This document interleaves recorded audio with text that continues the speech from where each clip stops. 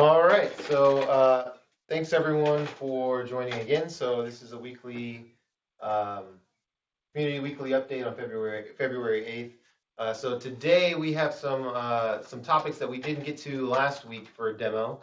Some new work that the team has been kind of pushing through as we work towards this big 2.0 release for PWA Studio. So we'll go through some of those demo topics and some updates around that. We'll do kind of maybe some general discussion on the upcoming release from the mind of Mr. Zetlin, and then we'll kind of open floor and then wrap things up from there. So maybe if we want to get started, do we have Jimmy on the line to talk about? Jimmy? I don't see him. Okay. Maybe his house fell apart too. That's just kind of a thing that happens. Yeah. So without Jimmy here, we'll save his topic for the end here, but maybe we'll start with Ben or Tommy if you guys want to give an update on Upward PHP. Yeah, I can go ahead and do that. Let me share my screen here. Everybody hear me okay? Mm-hmm. Great. Look at it. It's gorgeous. All right. So somebody said it's gorgeous, so thank you. Not wrong. Okay, so on the Upward front, I think we've been talking a lot about kind of the necessity for this new server middleware built off of the same spec as Upward.js. So this is kind of just a demonstration of this is kind of three things. This is a Magento 2.3.0 instance. This is Upward PHP, and then this is also Vinia. And this is all being served on the same server. So this is kind of like a Magento cloud-enabled solution that allows you to host Vinia without having that node dependency in the Magento cloud. So if you have another kind of cloud deployment requirement that you also cannot use Node to serve your content, we have a solution for you. So beyond just maybe just showing you Vinia, this is really just, it should look no different. So to the user, Vinia is going to continue functioning as normal. All the product pages, all the category pages still work.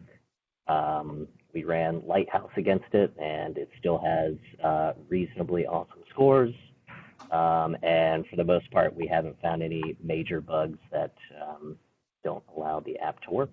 So beyond kind of just getting this, getting all these little components in place to work, there's also some documentation in the process here on how to do this yourself. So if there are any if there's anybody with a Magento Cloud instance that kind of wants to try out Vinia on the front end, we have instructions that you can step through to get that working. One weird caveat is you may notice in our URL here, kind of the root URL goes straight to Vinia, and what that means is the entire Magento front end is gone. So we can go to admin, and the Magento, very tiny, the Magento admin is served, but you'll notice that the front end is completely replaced, and that was kind of just a business decision we made for this initial iteration that kind of PWA is the front end of the future, so let's not look backward at the old Magento front end, and the only thing we need is Vinia. So that's about it. Any questions?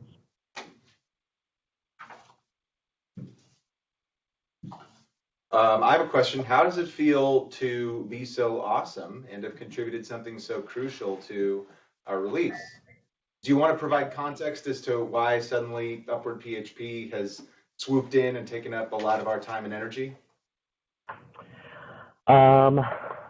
Well, that maybe would be better answered by Andrew from a business perspective, but it's kind of just us being a cloud-focused company. So one of our big initiatives is to make sure that everything that we make and distribute also works in our cloud environment. So given the pressures we had with our existing cloud infrastructure, we couldn't host a Node application in our Magento cloud. So this is kind of a requirement out of necessity because we had a great spec and a great reference implementation in JavaScript. So it was kind of easy to go take that, apply it in PHP, and it kind of just worked. That was kind of after every feature we implemented, we were like, wow, it just works. So it was kind of nice to see that that spec was fully fleshed out and had enough detail in it that somebody could go out and write a upward implementation in Python or C or Go. It's really like nothing stopping you from writing your own way to serve this content. That's exactly right, and it's fantastic. Upwards was originally proposed for exactly this use case. If we knew we only had to do a JavaScript backend, we wouldn't have even bothered to write something like that. We would have just written it in Node. So doing this, making a PHP server for it is a full realization that this spec is, to some extent, workable and executable today. And maybe from the community, we might see implementations of Upward on things like Python or Java, and that's super exciting. So thank you. Yep, thanks, Tommy. So I think we have, unless there are any other questions for Tommy, I think we have Jimmy on the line now to talk about Yarn and Babel updates. Yeah, I'm here. All right. So let's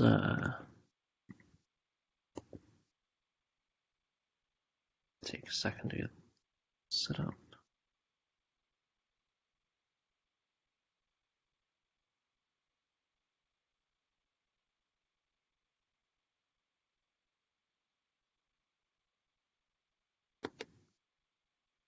Okay. Here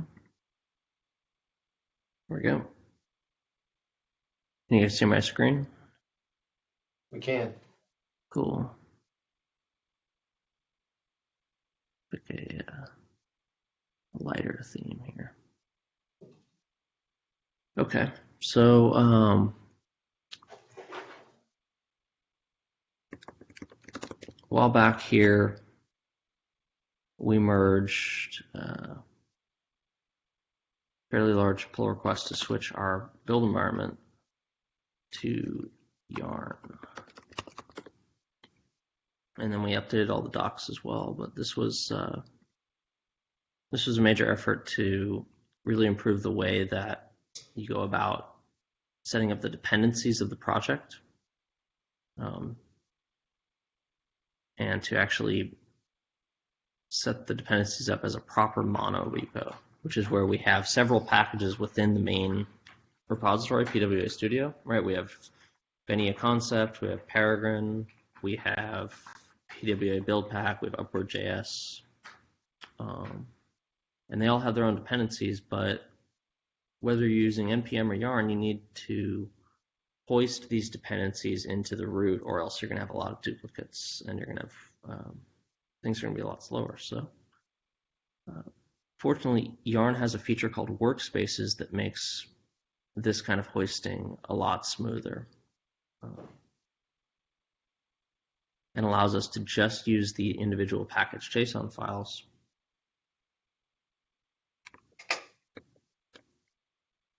to coordinate that. So ordinarily there's kind of a cycle you have to go through when you're developing on this project, which is that people are changing dependencies. You have to clean the build, clean the node modules folder. You have to install all the dependencies listed in the various package JSON files, and then you have to build the code. And that process under NPM was taking a very long time because we're using a project called Lerna to do that. But with Yarn, all of that is much faster. So here we'll take a look at what a normal flow looks like. So we are currently on release 2.0. Let's add some changes.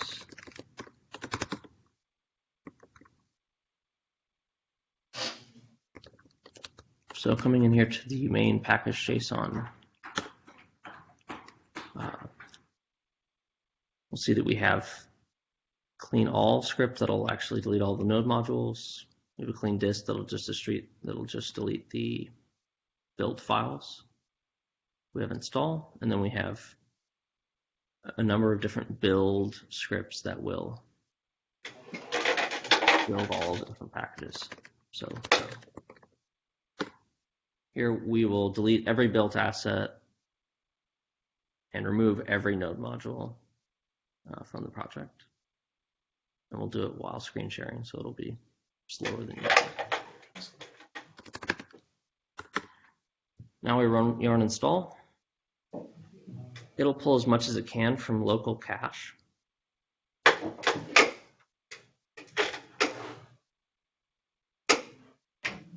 And then it'll go through the install process.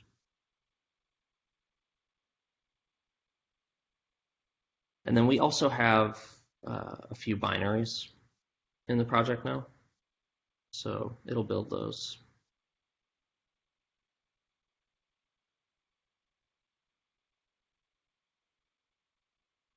And once that's done, we will build the assets and run launch. Okay. I'll run yarn build.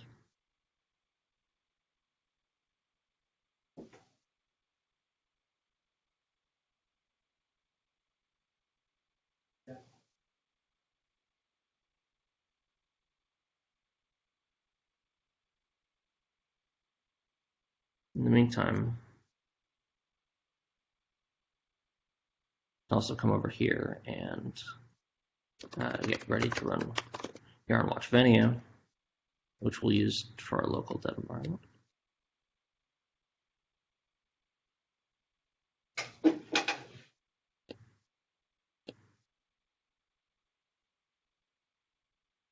we go.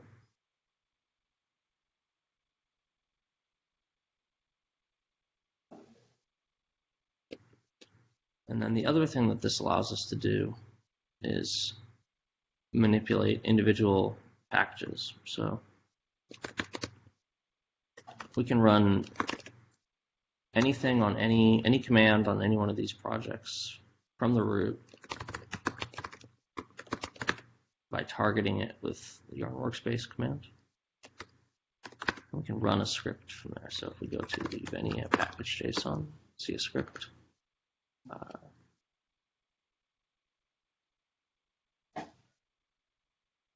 Jimmy, can you increase your font size just a little bit? Sure.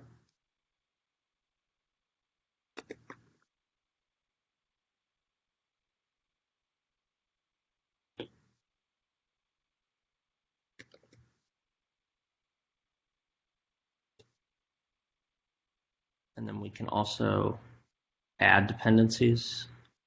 From here, we could say that we want to add the memoized dependency by targeting it specifically from here, and then this will add a dependency directly to Venia concept, list it in dependencies under its package JSON, and then install it to the root node modules directory. Right, so there's none of the things before where you have to add it to multiple package JSON files or put it in the wrong place like a dev dependency or anything like that. Very nice. So the other thing that went in as part of this is all of the Babel dependencies were upgraded to Babel 7, including core itself. And we moved to the new method of configuring Babel, which is to have a root babel config.js in the root of the project, which acts as sort of the base Babel config. And then in any one of the projects, you can also specify a Babel RC.js at any level. and do specific targeted overrides. So for build pack, we strip out some of the React stuff that we're doing. And then in one of our extensions, right, we actually add a different preset.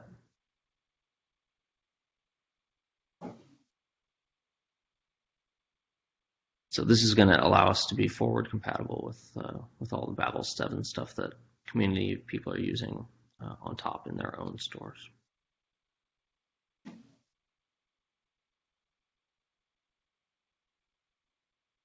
Okay, so and that's largely it. This should be much faster than it was before. A lot of the benefits to demoing this have disappeared as we've added image optimization to the project, which really slows down the build. But overall, this is, believe it or not, much faster than it was. So continued improvements rolling into build process. All right, any questions for Jimmy?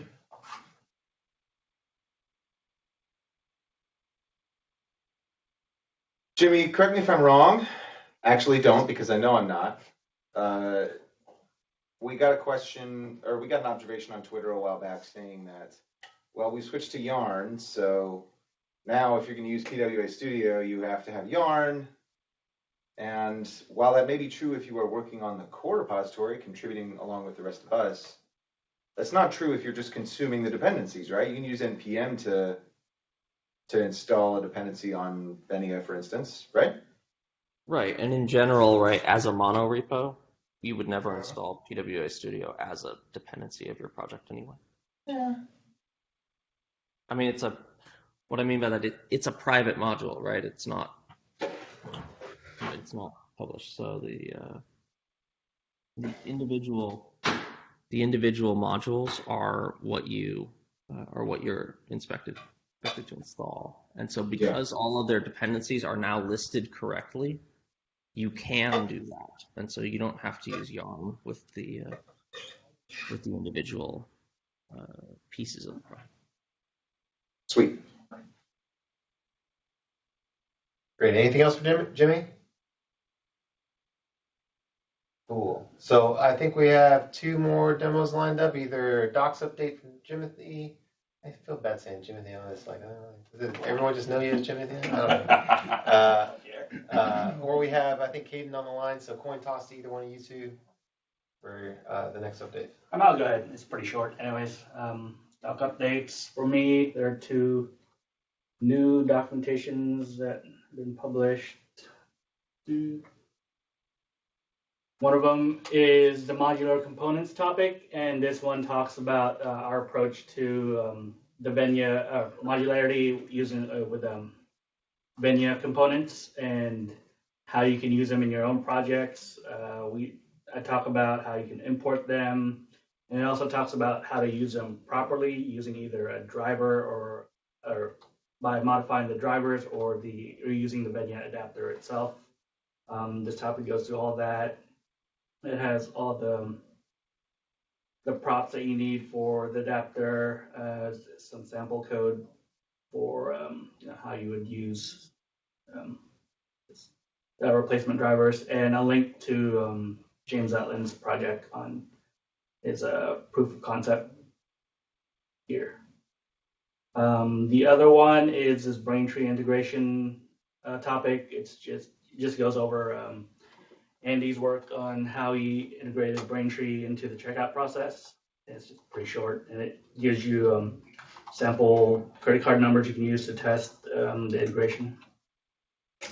And that's it for docs. Any questions?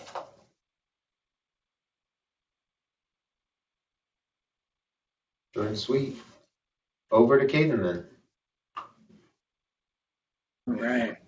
Let's see if I can share properly. All right. Do you see a terminal? Yep. You do. Can you increase your font size just a tad? Can you see my editor now? Yeah.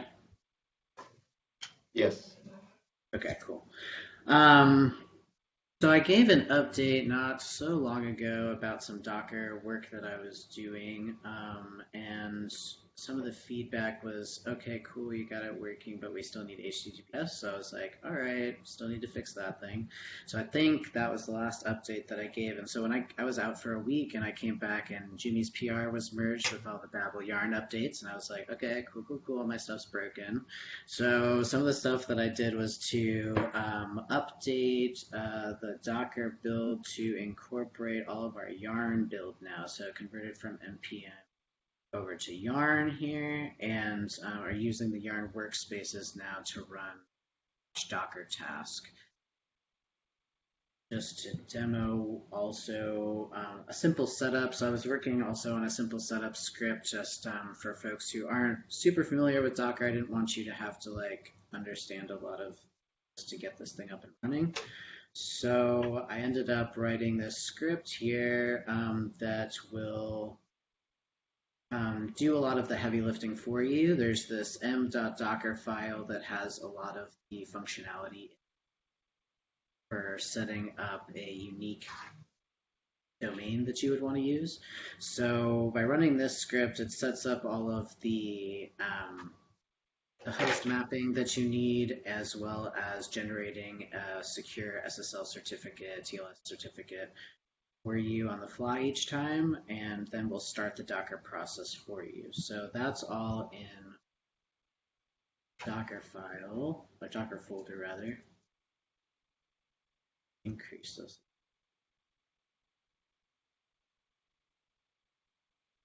Run there. So what it's doing is it's starting by wanting to configure the pulling out the host that the domain that you wanted to set it to. You can set it to whatever domain you want to, but the default I just put was PWA Docker. It is a sudo command that requires your password.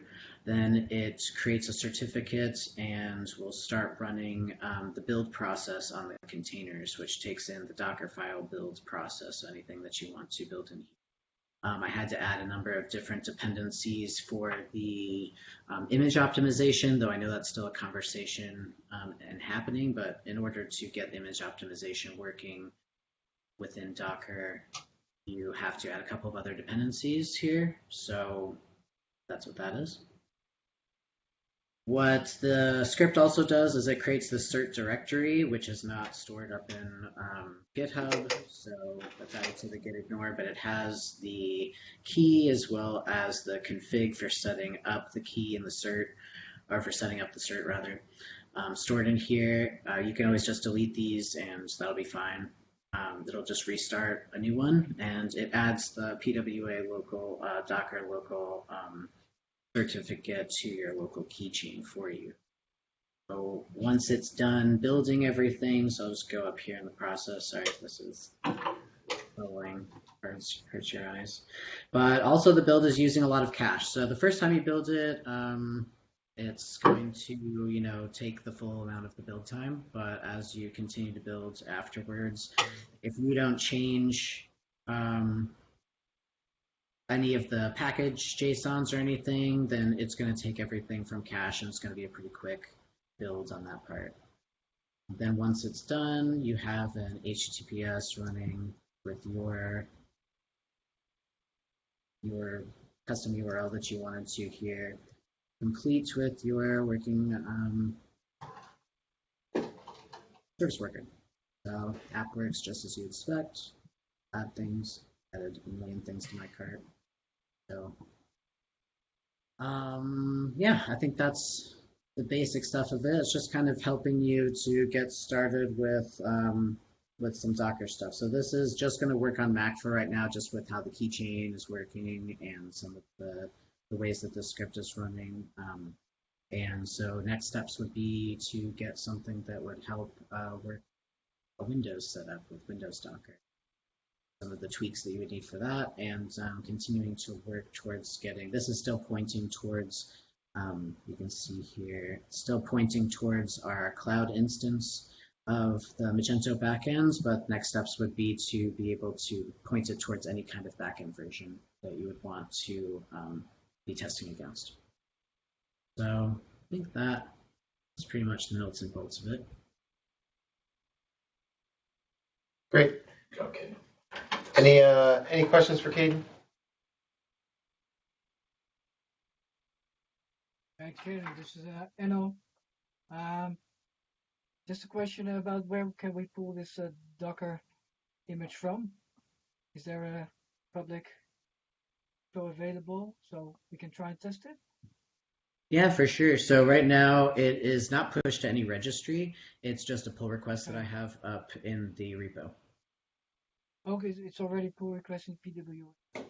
Yeah, so there's a pull request up there. You can check Okay. it out. I just pushed it up like yesterday, the day before. Okay, I'll check it out. Thank you. Looks good. Thanks. Happy to have any of the feedback too, if any improvements so you can see too. Yeah, definitely want to try it out. Thank you. All right. So as I realized after last week, we actually are scheduled for 45 minutes, not 30. What? So we actually still have 15 minutes here. I think it would be great to hear from James on, assuming we don't have any other questions for Caden there, hear from James on just the team has been working towards the 2.0 release, right? What does that mean in terms of where our effort has been, right? Any other general updates? And then we can kind of turn and to close things out, do just an open floor for anybody that's on the call that might have any questions or want to demo anything or has saw a pull request and wants to talk about it. Gosh, well, maybe the most salient thing that everyone's been working on is we have been going nuts adding test coverage. And considering the size of the code base and the various usages, test coverage in PWA Studio has already been pretty good. The Venia storefront itself, which obviously is the thing that is maybe the most significant to people, is the place with the least test coverage. But it's also, as a sample storefront, something that is meant to be consumed as individual components. That's not an excuse for not covering it with tests, but the stuff that you're obligated to use when doing development, such as BuildPack and Peregrine and Upward.js, those all have really fantastic test coverage. And I guess it's probably worth checking that out. I'm going to go ahead and share my screen. Well, no, actually, I'm not yet because I'm not even signed into the Blue Jeans meeting. What's wrong with me?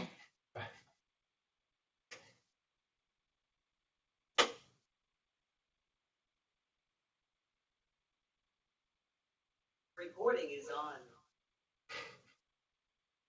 Just going to go ahead and turn that off. Okay, can y'all see this? So quite recently, in the overall lifetime of the project, we made an adjustment that started reflecting the coverage accurately. That's the big jump from that back there that gets us up to 58%. But that's not really what I'm talking about.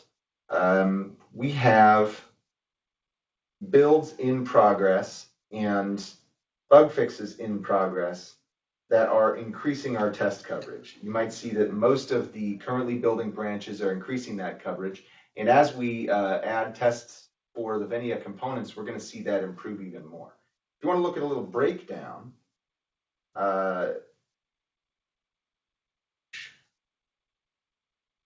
Peregrine is 94% covered. BuildPack and Upward are in the mid 80s, and it's Venia that's down at 40%. Venia has improved, but there's still quite a ways to go. Now, we have 3 talented engineers on the core team working nearly full time to do that.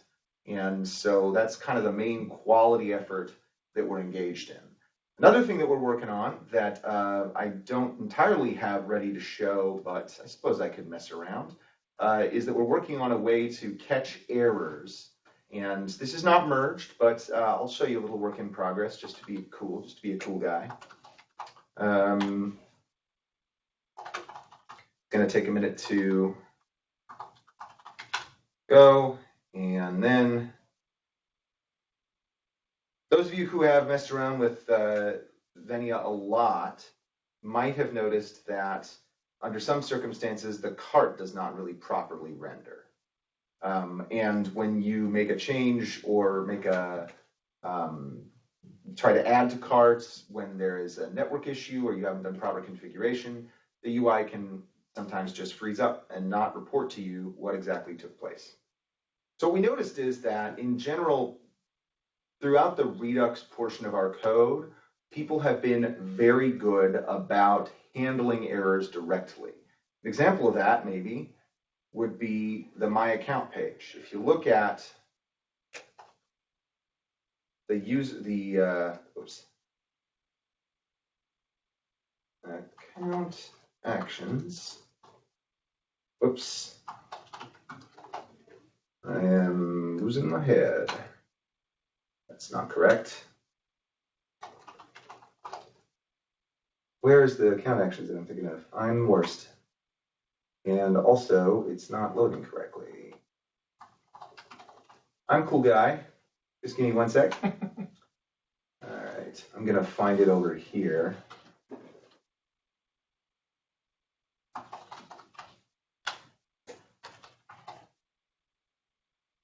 Ah, there we go. Thanks for waiting on me here. So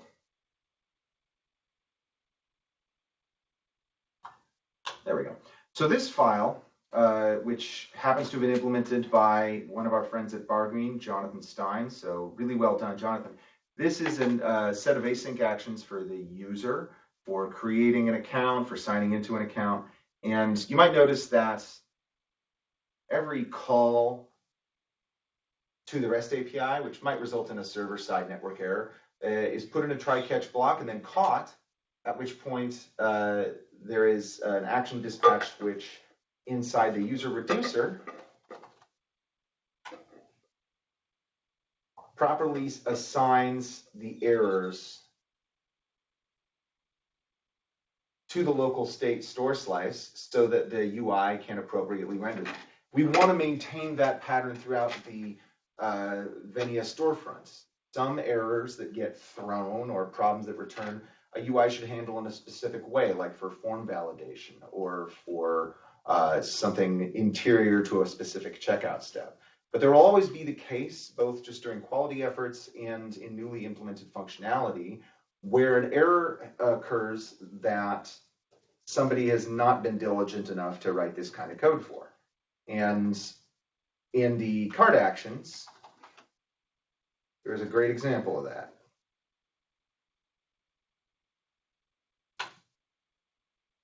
So there's a try catch here, for instance, for add item to cart. But all it does is dispatch to the remove item receive action the error itself, and then tries to reconstitute a cart if the guest cart ID was the problem. Now let's look at reducer's cart and see that if there's an error, it just returns the initial state. So the error is not being handled. In this case, the UI recovers and is still responsive, but it doesn't really tell you what happened exactly. So here's what I'll go ahead and do. I'm going to make a small change to cart async actions. Actually, I'm going to go ahead and stop sharing and share my screen fully so you can see my editor as well.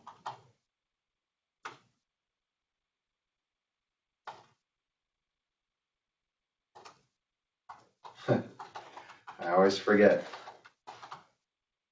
Whatever. You guys don't need me to be good at code.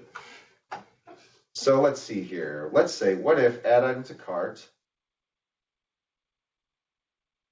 posted a request, but instead of just sending the cart item as a payload, it sent the cart item as a JSON payload plus the letter K. So that's no longer valid JSON. Let's see what happens. I'm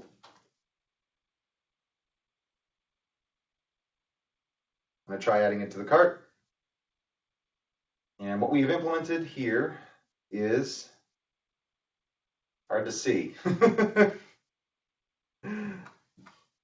And unfortunately, in the mobile device context, it's not really. Yeah, let's see if it's a little bit bigger here. So you can see here that there is a real error that gets dispatched. That happens to have debug information. We're in debug mode. We might retain this debug information in production so that people who have these issues can report them to support in a way that's informative to us.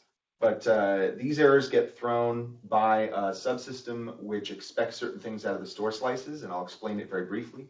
Again, this stuff is all open in a pull request, but not yet merged. It's investigative effort to see how we can make sure we handle errors a little bit better.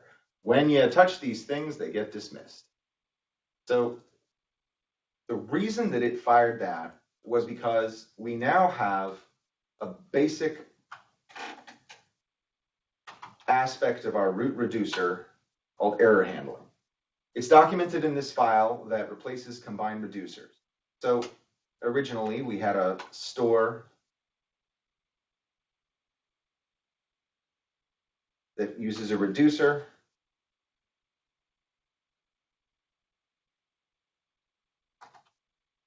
And that reducer was created with the Redux combined reducers function, which puts these store slices together to handle fractions of state. We have wrapped that function in something called combine reducers with error handling, and that is implemented here.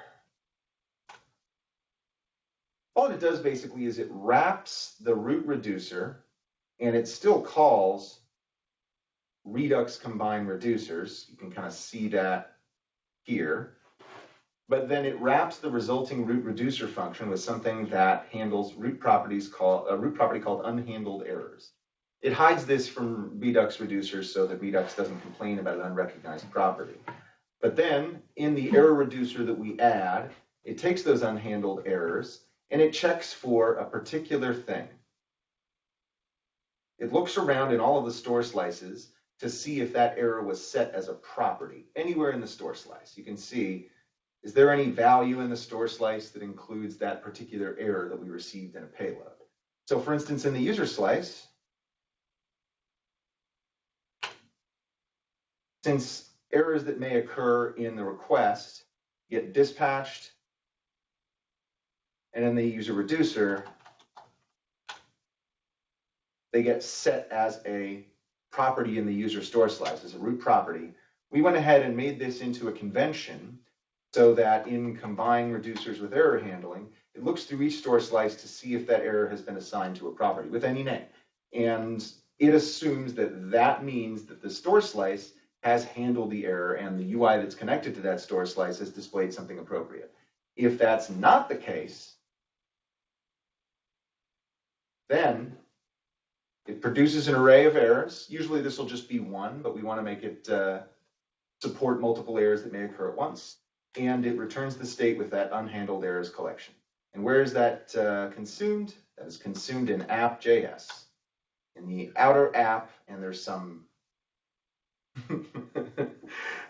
changes that I made, but you can see here that the app now displays an error notifications block with the set of unhandled errors to which it is bound.